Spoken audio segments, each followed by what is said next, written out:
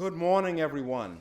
Welcome to the Nasdaq Stock Exchange, part of the world's largest stock market company. We are very excited this morning with the guests that we have today to open the market here during UN General Assembly Week here in Times Square.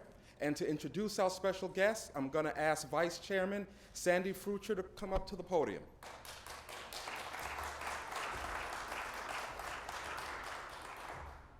Thank you very much, Jamil. Good morning, everybody. My name is Sandy Frucher, and I'm Vice Chairman of the Nasdaq OMX Group. It's truly a great pleasure to extend a warm welcome to the Made in Africa Foundation and their co-founder and renowned fashion designer, Oswald Boateng. I'd also like to extend a warm welcome to all of the distinguished guests who have come with him here today.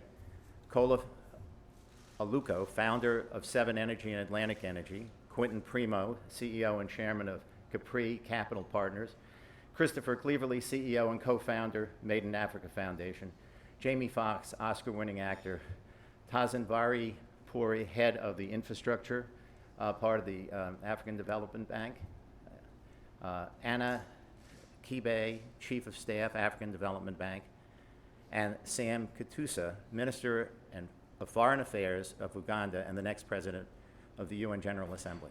Let me just say, I am really excited to be here with you today. It's really important for NASDAQ to be able to reach out and greet people who are truly making a difference in people's lives, who are really turning around the continent, that really is on the cusp.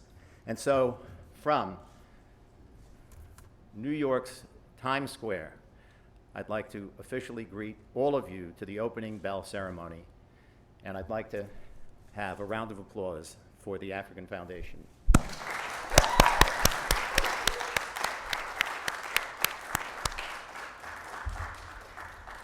Now, it's amazing, but the Made in Africa Foundation was founded in 2011 by Oswald Boateng and Christopher Cleverly and Kola Aluko and the Atlantic Energy folks to support and fund the master planning and feasibility studies for transformational large-scale development and infrastructure projects across all of the African continent. It was designed as a funding mechanism to assist successful businesses as well as new businesses in Africa to transform their infrastructure and investment and to create new prospects. The goal is to spur economic growth through development and infrastructure, and that's the way to do it. The need for this initiative is obvious. Africa is a sixth of the world's population, and it produces only 4% of the world's generated power. The 800 million people in sub-Sahara generate the same amount of power as Spain. Imagine that. 2/3 of sub-Saharan Africans are without electricity, yet they are living in a region where the economy is growing at a 6% rate. And according to the International Energy Agency, more than $300 billion will be invested in Africa between now and 2030 to ensure that universal electricity access is available. With the continent boasting 6 of the 10 fastest growing countries in the world, this initiative will accelerate growth. Over the next decade, the simple unweighted average of global growth rates was virtually identical between Africa and Asia. Over the next 5 years, Africa is likely to take the lead. Energy is a vital part of this very important equation. At the beginning of this year, with the assistance of Bono's charity One.org, the Made in Africa Foundation worked on the prototype for a very important initiative for energy development that the CEO, Chris Cleverly, coined Power Africa. This is a program designed, as President Obama announced in Cape Town, to plug Africa into the grid of the global economy. This is the key to Africa's growth, and the growth means global growth. It is only that way that Africa will become part of the system, become part of the world economy, and it can reach its full potential. So these are very, very important and significant developments.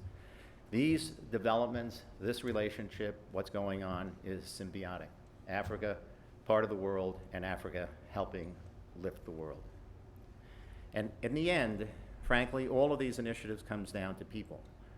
People like you, the people in this room from around the globe who have made a difference in the lives of so many.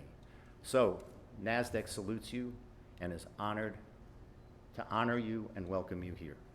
Now, please let me welcome the Made in Africa Foundation and their co-founder, Oswald Boateng. Please come up to the podium for remarks.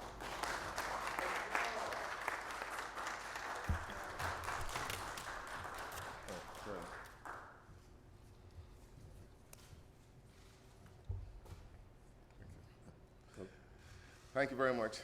Really, really honored to be here this morning. As an African, I'm very proud to have a shared determination to create a program for sustainable future growth in Africa. The ringing of the bell symbolizes the launch of the Africa50 Fund, which is supported by the Made in Africa Foundation. When Oswald and Chris Cleverly and I started our journey last year, we had a vision to create an Africa that could finally stand on its own, an Africa that had a truly African agenda, and that an Africa that would create an infrastructure capable of maximizing the natural resources of that the vast continent can offer. The African Development Bank believed in our vision and that an investment program in infrastructure would allow the continent to reach its full potential. And by utilizing these rich resources for the benefit of the African people, they've showed their commitment to us. So standing here marks the start of a journey that I'm delighted that the President of the African Development Bank, Mr. Donald Kaberuka, is supporting our vision to see Africa as a self-sufficient force in the world economy.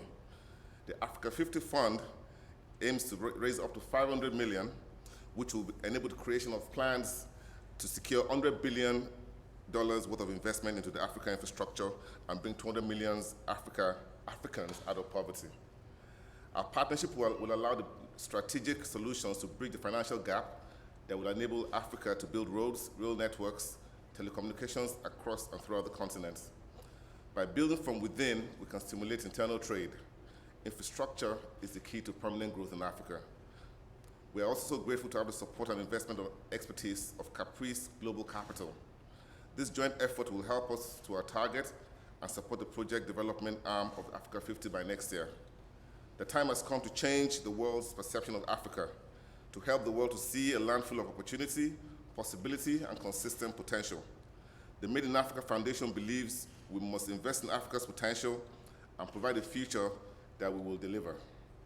The Africa50 Fund marks the start of a new and exciting chapter in Africa's history and Africa's story. And I thank everyone here for believing in our vision, and Africa is open for business.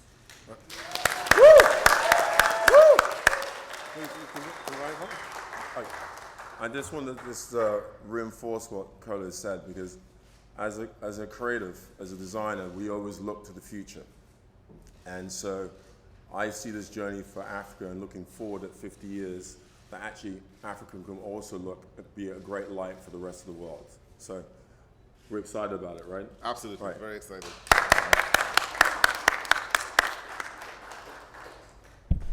Will all those who are joining please come up?